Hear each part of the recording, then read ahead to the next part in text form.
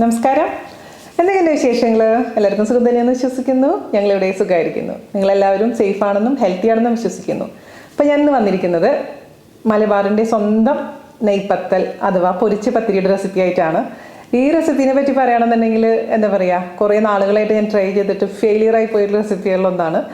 മലബാറുകാർ ഇപ്പോൾ ചിരിക്കുന്നുണ്ടാവില്ലേ കുറേ പേര്, ഇത് എന്ത് ഇത്ര വലിയ ബുദ്ധിമുട്ടുള്ള കാര്യമെന്ന്. പക്ഷേ തൃശ്ശൂർക്കാരെ എനിക്ക് കുറച്ച് ബുദ്ധിമുട്ടുണ്ടായിരുന്നു കേട്ടോ. അപ്പോൾ ഒരുപാട് റിക്വസ്റ്റ് എനിക്ക് വരുന്നുണ്ടായിരുന്നു ഈ റെസിപ്പിക്ക് വേണ്ടിയിട്ട്. പക്ഷേ ഞാൻ പറയാറുള്ള പോലെ തന്നെ എനിക്ക് പെർഫെക്റ്റ് ആയിട്ട് റെസിപ്പി കിട്ടാതെ ഇടില്ല എന്ന് പറഞ്ഞിട്ടുണ്ടായിരുന്നു. അപ്പോൾ ദൈവം സഹായിച്ചിട്ട് ഇപ്പോൾ കറക്റ്റായിട്ട് വന്നിട്ടുണ്ട്. അപ്പോൾ ഇടുകയും ചെയ്തിട്ടുണ്ട്. അപ്പോൾ ഹാപ്പി ആയില്ല എല്ലാവരും? അപ്പോൾ വെള്ളിയാഴ്ച മുതൽ നമ്മുടെ നോമ്പ് തുടങ്ങുകയാണ്. ഇപ്പോൾ കറക്റ്റ് സമയമാണെന്ന് ഞാൻ വിശ്വസിക്കുന്നു. അപ്പോൾ എല്ലാവരും തയ്യാറാക്കി നോക്ക്. ഞാൻ ഡീറ്റെയിൽ ആയിട്ട് വീഡിയോയിൽ പറഞ്ഞിട്ടുണ്ട്. മാത്രമല്ല നമ്മുടെ ഫാമിലിയുടെ വലിപ്പം കുറച്ചും കൂടെ കൂടിയിട്ടുണ്ട് കേട്ടോ. അതായത് ഇന്നലെ 15 ലക്ഷം സബ്സ്ക്രൈബേഴ്സ് പിന്നിട്ടിട്ടുണ്ട്.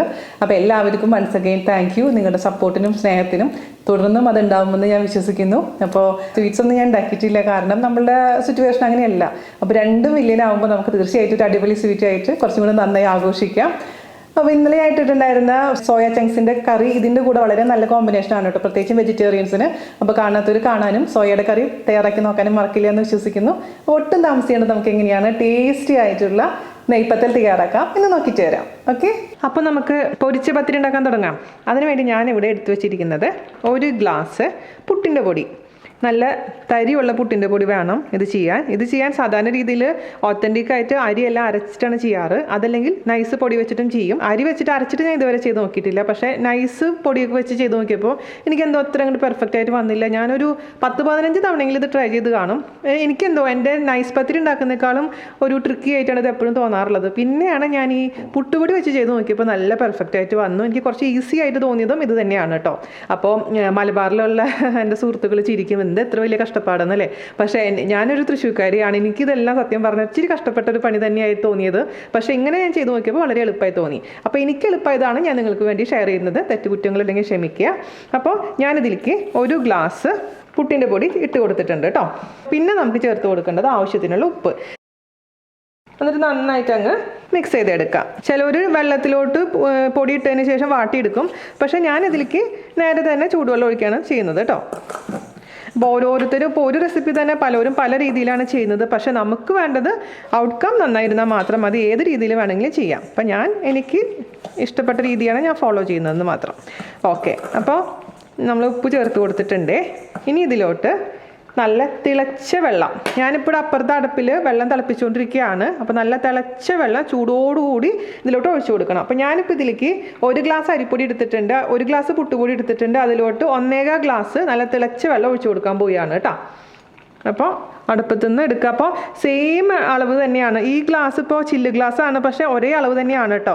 240 ml തന്നെയാണ് ഇതിൻ്റെയും അളവ്. ചൂടുവെള്ളം ആയതുകൊണ്ടാണ് പ്ലാസ്റ്റിക് ഗ്ലാസ്സിൽ ഒഴിവാക്കാമെന്ന് വിചാരിച്ചിട്ടാണ് ചില്ല് ഗ്ലാസ്സിൽ എടുക്കുന്നത്. പക്ഷേ കയ്യിൽ കിട്ടുന്ന ഓരോ പുട്ടുപൊടിയുടെ അനുസരിച്ചും വെള്ളത്തിൻ്റെ അളവിൽ മാറ്റം വരും. അപ്പോൾ നിങ്ങൾ ചെയ്ത് നോക്കി തന്നെ മനസ്സിലാവുള്ളൂ. അപ്പോൾ ഇതിലോട്ട് നമുക്ക് 1 ഗ്ലാസും പിന്നെ വീണ്ടും 1/4 ഗ്ലാസും വെള്ളം ഒഴിക്കണം കേട്ടോ. ഇതങ്ങോട്ട് ഒഴിച്ചു കൊടുക്കുക. ഞാൻ ചേർത്ത് കൊടുത്തിട്ടുണ്ട്. ജസ്റ്റ് ഒന്ന് മിക്സ് ചെയ്യുക. അതിനുശേഷം നമുക്കൊരു 10 മിനിറ്റ് നേരം അടച്ചു വയ്ക്കാം. ഓക്കെ, ഇനി ഒരു 10 മിനിറ്റ് കഴിഞ്ഞതിന് ശേഷം നമുക്ക് നന്നായിട്ട് ഇതങ്ങ് കുഴച്ചെടുക്കണം കേട്ടോ. ഞാൻ അപ്പുറത്തെ വെള്ളം ഓഫ് ചെയ്യാം. ചിലപ്പോൾ നമുക്ക് വെള്ളം വീണ്ടും വേണ്ടി വരും. അപ്പോൾ തിളച്ച വെള്ളം വേണ്ട, ചെറിയ ചൂടുവെള്ളം ഒഴിച്ചു കൊടുത്താൽ മതിയാകും. അപ്പോൾ ഇത് നമുക്ക് മാറ്റി വയ്ക്കാം. അപ്പോൾ നമ്മുടെ പുട്ടുപൊടിയിൽ ചൂടുവെള്ളം ഒഴിച്ചിട്ട് സോഫ്റ്റ് ആവാൻ വേണ്ടി മാറ്റി വെച്ചിട്ടുണ്ട്. ആ സമയം കൊണ്ട് നമുക്ക് ഇതിലേക്ക് വേണ്ടിയിട്ടുള്ള തേങ്ങയുടെ കൂട്ട് റെഡിയാക്കാം. അപ്പോൾ ഞാനിവിടെ മിക്സിയുടെ ഒരു ചെറിയ ബൗൾ എടുത്തിട്ടുണ്ട്. അതിലോട്ട് 6 ടേബിൾ സ്പൂൺ തേങ്ങ ചേർത്ത് കൊടുത്തിട്ടുണ്ട്. തേങ്ങ നന്നായിട്ടുണ്ടെങ്കിലാണ് ഇതിന് നല്ല ടേസ്റ്റ് ഉണ്ടാവുള്ളൂ. അതുപോലെ തന്നെ ഒരു 4 ചെറിയുള്ളി. അപ്പോൾ ചെറിയുള്ളിയാണ് ഏറ്റവും നല്ലത് ടേസ്റ്റ് വൈസ് നോക്കുമ്പോൾ. പക്ഷേ നിങ്ങളുടെ അടുത്ത് ഇപ്പോൾ ചെറിയുള്ളി അവൈലബിൾ അല്ല എന്നുണ്ടെങ്കിൽ ഒരു സവാളയുടെ 1/4 പോർഷൻ ഇട്ട് കൊടുത്താൽ മതിയാകും കേട്ടോ. പിന്നെ നമുക്ക് ഇതിലേക്ക് ചേർത്ത് കൊടുക്കേണ്ടത് 2 തരം ജീരകമാണ്. അപ്പോൾ ഞാനിവിടെ പെരുംജീരകം വളരെ കുറച്ചേ ചേർക്കുന്നുള്ളൂ, ജസ്റ്റ് ഒരു നുള്ളു മാത്രം. അപ്പോൾ പെരുംജീരകം താല്പര്യമില്ല എന്നുണ്ടെങ്കിൽ നിങ്ങൾക്ക് അത് ഒഴിവാക്കാം. അതുപോലെ തന്നെ പിന്നെ ഞാൻ ചേർത്ത് കൊടുക്കാൻ പോകുന്നത് നല്ല ജീരകം ഞാൻ കുറച്ച് കൂടുതൽ ചേർക്കുന്നുണ്ട്, ഒരു 1/2 ടീസ്പൂൺ ചേർക്കുന്നുണ്ട് കേട്ടോ. അപ്പോൾ നിങ്ങൾക്ക് ഇതിൻ്റെ ടേസ്റ്റ് ഇഷ്ടമാണെന്നുണ്ടെങ്കിൽ അതിനനുസരിച്ച് കൂട്ടി കൊടുത്തോളൂ. അതേസമയം ഇഷ്ടമല്ല എന്നുണ്ടെങ്കിൽ കുറച്ചിട്ട് കൊടുത്താൽ മതി. അതെല്ലാം നിങ്ങളുടെ താല്പര്യത്തിനനുസരിച്ച് മാറ്റം വരുത്തണം കേട്ടോ. ഇത് നമുക്ക് ജസ്റ്റ് ഒന്ന് ക്രഷ് ചെയ്ത് കൊണ്ടുവരാം. ചെറിയുള്ളിയൊക്കെ ജസ്റ്റ് ഒന്ന് ക്രഷായി കിട്ടിയാൽ മതി. അതേസമയം ഈ തേങ്ങ ഒരുപാട് അങ്ങ് അരയണ്ട കേട്ടോ.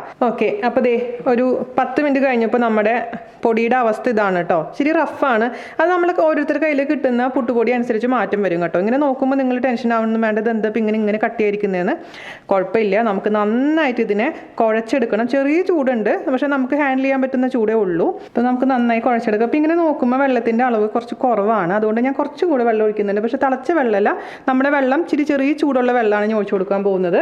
ഞാൻ പറഞ്ഞ പോലെ ഇത്രയും പെർഫെക്റ്റ് എന്നൊന്നും പറയാൻ പറ്റില്ല. വെള്ളത്തിൻ്റെ അളവ് നിങ്ങളുടെ കയ്യിൽ കിട്ടുന്ന ഓരോ പൊടിയിനനുസരിച്ചും മാറ്റം വരും. അപ്പോൾ ഞാനൊരു അല്പം 2 ടേബിൾ സ്പൂണോളം മാത്രം എക്സ്ട്രാ വെള്ളം ചേർത്ത് കൊടുത്തിട്ടുണ്ട്. ഇത് നമുക്കൊരു 10 മിനിറ്റോളം കുഴച്ചെടുക്കാം. ഞാൻ മോതിരം മാറ്റി വയ്ക്കട്ടെ. കുഴച്ചെടുത്തതിന് ശേഷം വേണം നമ്മൾ നേരത്തെ എടുത്ത് റെഡിയാക്കി വെച്ചിരിക്കുന്ന തേങ്ങയുടെ കൂട്ട് ചേർത്ത് കൊടുക്കുക. സോഫ്റ്റായിട്ട് വരുന്നുണ്ട്. നമ്മൾ ആദ്യം കാണുമ്പോൾ ഒന്ന് പേടിച്ച് പോകും, ടെൻഷൻ്റെ ആവശ്യമൊന്നുമില്ല. നമ്മൾ ഹോസിൻ്റെ പുട്ടുപൊടിയാണ് ഈയിടെയായിട്ട് വാങ്ങിക്കാണ്ടായിരുന്നു, പക്ഷെ അത് കിട്ടിയില്ല. അപ്പോൾ ഞാനിപ്പോൾ ഇന്ന് എടുത്തിരിക്കുന്നത് നിർവറയുടെ പുട്ടുപൊടിയാണ്. അപ്പോൾ ഓരോ പൊടി അനുസരിച്ചും വെള്ളത്തിൻ്റെ അളവിൽ മാറ്റം വരും. ഇത് ശരിക്കും പറഞ്ഞു കഴിഞ്ഞാൽ എൻ്റെ ഫ്രണ്ട് ഹാരിഫയുടെ അടുത്ത് ചോദിച്ച് ഉണ്ടാക്കുന്ന റെസിപ്പിയാണ്. ഹാരിഫയുടെ ഞാൻ ഓൾറെഡി വീഡിയോയിൽ കാണിച്ചിട്ടുണ്ടായിരുന്നു ഒരു പ്രാവശ്യം. അപ്പോൾ Harifa, thank you so much. കണ്ണുക്കാരിയാണ്, അപ്പോൾ മലബാറിൻ്റെ അഭിമാനം. ഇപ്പോൾ ഗിസൈസിലാണ് താമസിക്കുന്നത്. അപ്പോൾ പുള്ളിക്കാരിക്ക് ഞാൻ മെസ്സേജ് ആയി ഇങ്ങനെ ഓരോന്നും ഇപ്പോൾ ചോദിച്ച് ഏകദേശം ഇപ്പോൾ വലിയ കുഴപ്പമില്ലാണ്ടായിട്ടുണ്ട്. അപ്പോൾ thank you so much dear. അപ്പോൾ നന്നായിട്ട് അങ്ങ് കുഴച്ചെടുക്കുക കേട്ടോ. അപ്പോൾ നമ്മൾ കുഴച്ച് നോക്കുമ്പോൾ ഒരുപാട് അങ്ങ് ഹാർഡായി തോന്നുന്നുണ്ടെങ്കിൽ അതിൻ്റെ അർത്ഥം വെള്ളത്തിൻ്റെ അളവ് കുറവാണെന്നാണ്. അപ്പോൾ നമുക്ക് കുറച്ചും കൂടി വെള്ളം ഒഴിച്ച് കൊടുക്കാം. ഞാൻ ഉപയോഗിക്കുന്നത് ചെറു ചൂടുവെള്ളമാണ്, ഒരുപാട് ചൂടുള്ള വെള്ളമല്ല. വീണ്ടും ഒരു ടേബിൾ സ്പൂണോളം വെള്ളം ഒഴിച്ച് കൊടുത്തിട്ടുണ്ട്. അത് കഴിഞ്ഞിട്ട് വീണ്ടും നമുക്കിങ്ങനെ കുഴച്ചെടുക്കാം. അങ്ങനെ ഒരുപാട് ഒരുമിച്ച് വെള്ളം ഒഴിക്കാൻ പാടില്ല, അത് പ്രത്യേകിച്ച് ഞാൻ പറഞ്ഞുതരാം. പിന്നെ ഞാൻ എപ്പോഴും പരീക്ഷണം നടത്തുമ്പോൾ, പ്രത്യേകിച്ച് ഈ പത്തിരി ഞാൻ നോക്കുമ്പോൾ എപ്പോഴും 1/2 ഗ്ലാസ് അളവിലാണ് പരീക്ഷണം നടത്തിയിട്ടുണ്ടായിരുന്നത്. അപ്പോൾ പിന്നെ ശരിയായിട്ടില്ല എന്ന് വെച്ച് കഴിഞ്ഞാൽ അത്രയും സാധനം വേസ്റ്റ് ആവില്ലല്ലോ, അതിന് വേണ്ടിയിട്ടാണ്. അപ്പോൾ ആദ്യമായിട്ട് നിങ്ങൾ ഉണ്ടാക്കുമ്പോൾ ഒരു 1/2 ഗ്ലാസ് വെച്ച് ഉണ്ടാക്കി നോക്കൂ. അപ്പോൾ കറക്റ്റ് ആയിട്ടുണ്ടെങ്കിൽ പിന്നെ നമുക്ക് അളവ് കൂട്ടി കൊടുത്താൽ മതിയല്ലോ. അപ്പോൾ കുഴയ്ക്കുന്നതിലാണ് അതിൻ്റെ ഇതിരിക്കുന്നത്. അപ്പോൾ നന്നായിട്ട് അങ്ങ് കുഴയ്ക്കുക കേട്ടോ. ഒരു 5-10 മിനിറ്റ് നമ്മളിത് കുഴയ്ക്കാൻ പ്രത്യേകിച്ച് ശ്രദ്ധിക്കുക. ഇനി നമുക്കിതിലേക്ക് നമ്മൾ ഒതുക്കി വെച്ചിരിക്കുന്ന തേങ്ങയുടെ കൂട്ട് ചേർത്ത് കൊടുക്കാം. തേങ്ങയുടെ കൂട്ട് നമുക്കിതിലോട്ട് ചേർത്ത് കൊടുക്കാം കേട്ടോ. ഒട്ടും വെള്ളമൊന്നും ചേർക്കാണ്ടാണ് കേട്ടോ ഇത് തേങ്ങ മിക്സിയിലിട്ടൊന്ന് കറക്കിയെടുത്തിരിക്കുന്നത്. അതിനുശേഷം ഇതെല്ലാം കൂടിയിട്ട് നന്നായിട്ട് അങ്ങ് വീണ്ടും കുഴച്ചെടുക്കുക കേട്ടോ. ഒരു 5 മിനിറ്റോളം അതും കുഴച്ചെടുക്കാം. ഒരുപാട് ഡ്രൈ ആവാൻ പാടില്ല. ഒരുപാട് ഡ്രൈ ആയി കഴിഞ്ഞാൽ നമ്മളിങ്ങനെ കൈ വെച്ച് പ്രസ് ചെയ്യുമ്പോൾ അതിങ്ങനെ വിണ്ട പോലെ ആയി പോകും. അതുകൊണ്ട് ഇതിൽ വെള്ളത്തിൻ്റെ അളവ് ഇമ്പോർട്ടൻ്റ് ആണ്, അതൊന്ന് ശ്രദ്ധിക്കുക. ഞാനിവിടെ ഇത് കുഴച്ച് എടുത്തുകൊണ്ടിരിക്കുന്ന സമയം കൊണ്ട് അവിടെ എണ്ണ ഒഴിച്ചു കൊടുക്കുക. നമുക്ക് ശരിക്കും പറഞ്ഞത് വെളിച്ചെണ്ണയിൽ ഉണ്ടാക്കുമ്പോഴാണ് ആ കറക്റ്റായിട്ടുള്ള നാടൻ ടേസ്റ്റ് വരും. പക്ഷെ ഞാനിപ്പോൾ ഇവിടെ സൺഫ്ലവർ ഓയിലാണ് ഉപയോഗിക്കുന്നത്. അത് മുങ്ങിക്കിടക്കുന്ന രീതിയിൽ എണ്ണ ഒഴിച്ച് കൊടുക്കുക. അപ്പോൾ ചെറിയ പാത്രമാണെന്നുണ്ടെങ്കിൽ അതായിരിക്കും ഏറ്റവും നല്ലത്. ചെറിയ കുഴിയുള്ള പാത്രം ഉപയോഗിച്ചാൽ മതി. അപ്പോൾ ഒരുപാട് എണ്ണ നമുക്ക് വേണ്ടി വരില്ല. അപ്പോൾ പൂരിയൊക്കെ ഉണ്ടാക്കാൻ ഉപയോഗിക്കുമ്പോൾ നമ്മൾ ഒഴിക്കുന്ന അത്ര അളവിൽ എണ്ണ ഒഴിച്ച് കൊടുക്കുക കേട്ടോ. അതൊന്ന് ചൂടാക്കാൻ വെക്കുക. അത്യാവശ്യം നന്നായിട്ട് എണ്ണ ചൂടാവണം. അപ്പോൾ ഞാനവിടെ എണ്ണ ചൂടാക്കാൻ വെച്ചിട്ടുണ്ട്. അപ്പോൾ ഇതിൻ്റെ കറക്റ്റ് പരുവം ഞാൻ പറഞ്ഞുതരാം. ഇതുപോലെ നമുക്ക് കയ്യിൽ വെച്ച് ഉരുട്ടാൻ പറ്റണം. അതാണ് അതിൻ്റെ കറക്റ്റ് കൺസിസ്റ്റൻസി എന്ന് പറയുന്നത്. അപ്പോൾ ഇതെല്ലാം നന്നായിട്ട് ഒരു 10 മിനിറ്റ് കുഴച്ചതിന് ശേഷം കൈ ഒന്ന് പോയി വാഷ് ചെയ്യുക. അതിന് ശേഷം വീണ്ടും ഒന്ന് കുഴയ്ക്കുക.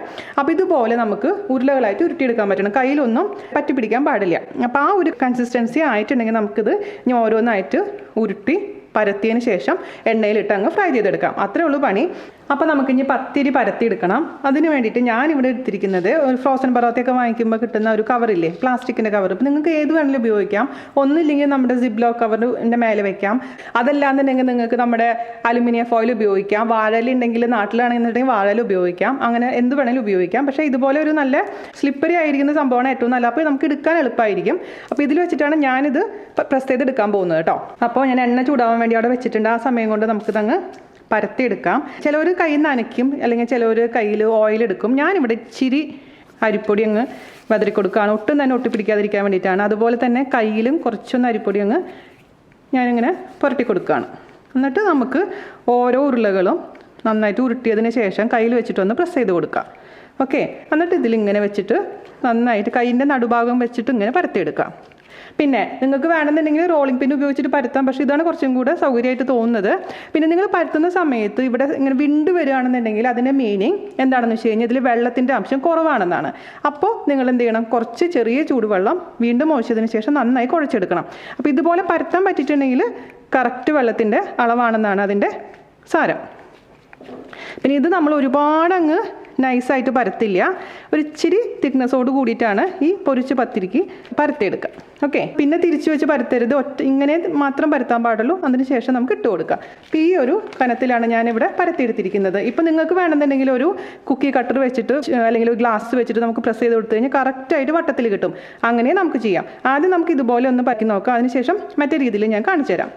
ഓക്കെ, അപ്പോൾ നമ്മൾ നല്ല ചൂടായിരിക്കുന്ന എണ്ണയിലോട്ട് ഓരോന്നായിട്ട് ഇട്ട് കൊടുക്കണം. അത് റെഡി ആയിക്കൊണ്ടിരിക്കുന്ന സമയത്ത് വീണ്ടും പരത്താം. അല്ലാതെ ഒരുപാട് എണ്ണ പരത്തി വെക്കേണ്ട. പരത്തി വെച്ച് കഴിഞ്ഞാൽ എന്ത് പറ്റുമെന്ന് വെച്ച് കഴിഞ്ഞാൽ ഇതാകെ ഡ്രൈ ആയിട്ട് മാറും. ഓക്കെ, അപ്പോൾ നമ്മുടെ എണ്ണ നല്ല ചൂടായിട്ടിരിക്കുന്ന സമയത്ത് കുറച്ച് അതിലത്തെ മാവ് ഇട്ട് കൊടുത്ത് നോക്കാം. നന്നായിട്ട് പൊന്തി വരുന്നുണ്ട്. അപ്പോൾ അതിൻ്റെ മീനിങ് നന്നായി ചൂടായിട്ടുണ്ടെന്നാണ്.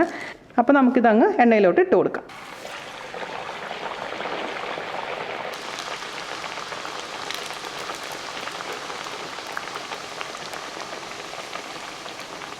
പൊന്തി വന്നതുണ്ടോ? ഇനി പൊന്തി വന്നതിന് ശേഷം നമ്മളിപ്പോൾ ഇതൊന്നും എണ്ണ മുകളിലോട്ട് ഒഴിക്കൊന്നും വേണമെങ്കിൽ ഒന്ന് ഒഴിച്ചു കൊടുക്കാം. പൊന്തി വന്നതിന് ശേഷം ഇതിൻ്റെ ടെമ്പറേച്ചർ, ഓയിലിൻ്റെ ടെമ്പറേച്ചർ മീഡിയത്തിലോട്ട് മാറ്റാം. അതിനുശേഷം നമുക്ക് തിരിച്ചും മറിച്ചിട്ടിട്ട് ചെറിയൊരു ഗോൾഡ് കളർ ആവുന്ന വരെ അങ്ങ് ഫ്രൈ ചെയ്തെടുക്കാം. അപ്പോൾ നമ്മൾ ഫുൾ ടൈം ഹൈ ഫ്ലെയിമിലാണ് വെക്കുന്നതെന്നുണ്ടെങ്കിൽ എന്ത് പറ്റുമെന്ന് വെച്ച് കഴിഞ്ഞാൽ ഗോൾഡ് കളർ ആവും, പക്ഷേ ഉള്ളിൽ അങ്ങ് കുക്കാവില്ല. അപ്പോൾ നമ്മൾ കഴിക്കുന്ന നേരത്ത് അരിപ്പൊടിയുടെയൊക്കെ ഒരു പച്ച രസം നമുക്ക് ഫീൽ ചെയ്യും. അതുകൊണ്ട് മീഡിയം ഫ്ലെയിമിൽ തിരിച്ചും മറിച്ചിട്ടിട്ട് ചെറിയൊരു ഗോൾഡ് കളർ ആവുന്ന വരെ ഫ്രൈ ചെയ്തെടുക്കാം.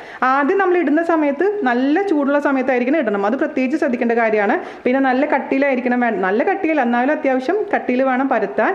അതല്ലെങ്കിൽ പെട്ടെന്ന് ഇതങ്ങ് മുകളിലേക്ക് ഇങ്ങനെ വീർത്ത് വരുന്ന സമയത്ത് അങ്ങ് പൊട്ടിപ്പോയി കഴിഞ്ഞ് ഉള്ളിലോട്ട് എണ്ണ പിടിക്കും. അതുകൊണ്ടാണ് പ്രത്യേകിച്ച് എടുത്ത് പറയുന്നത് കേട്ടോ. ഈ ഒരു കളറാണ് ഇതിൻ്റെ പെർഫെക്റ്റ് കളർ എന്ന് പറയുന്നത്.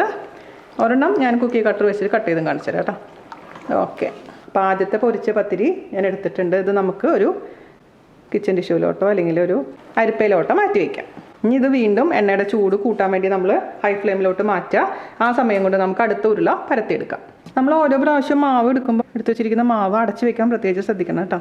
ഞാൻ കുക്കി കട്ടർ വെച്ചിട്ടൊന്ന് കട്ട് ചെയ്ത് കാണിച്ചു തരാം. കുക്കി കട്ടർ അല്ലെങ്കിൽ നിങ്ങൾക്ക് ഗ്ലാസ് വെച്ചിട്ടോ എന്ത് വേണമെങ്കിലും വെച്ച് കട്ട് ചെയ്യാം. അത് ആ കറക്റ്റ് ഷേപ്പ് വേണമെന്നുണ്ടെങ്കിൽ നിങ്ങൾക്ക് ഇഷ്ടമുള്ള സൈസ് അനുസരിച്ച് ഉരുളകളുടെ വലിപ്പം കൂട്ടാം.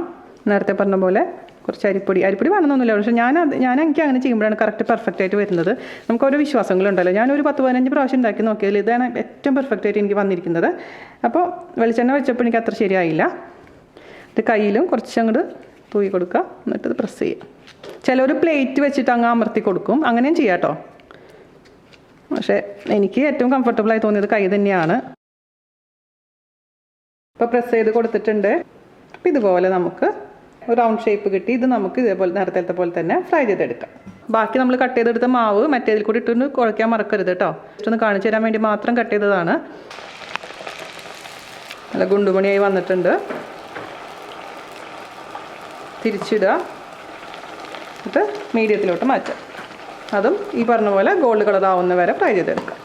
അപ്പോൾ അത് റെഡി ആയിട്ടുണ്ട്. അപ്പോൾ ഇതുപോലെ തന്നെ എല്ലാം ഉണ്ടാക്കിയെടുക്കാം കേട്ടോ. അപ്പോൾ നോമ്പൊക്കെയല്ലേ വരുന്നത്, ഒരുപാട് റിക്വസ്റ്റ് വരുന്നുണ്ടായിരുന്നു പൊരിച്ച പത്തിരി ഇടാൻ പറഞ്ഞിട്ട്. പക്ഷേ ഞാൻ പറഞ്ഞില്ല, എനിക്ക് പെർഫെക്റ്റ് റെസിപ്പി കിട്ടാതെ എനിക്ക് പൂർണ്ണമായിട്ട് സംതൃപ്തി ഇല്ലാതെ ഞാൻ ഇടില്ല എന്ന് പറഞ്ഞിട്ടുണ്ടായിരുന്നു നിങ്ങളുടെ അടുത്ത് കഴിഞ്ഞ വർഷം. അപ്പോൾ ഇപ്പോൾ എന്തായാലും ദൈവം സഹായിച്ചിട്ട് നല്ല പെർഫെക്റ്റ് ആയിട്ട് ഉണ്ടാക്കാൻ പറ്റി. ദൈവത്തിന് നന്ദി, എന്നെ സഹായിച്ചവർക്ക് എല്ലാവർക്കും നന്ദി.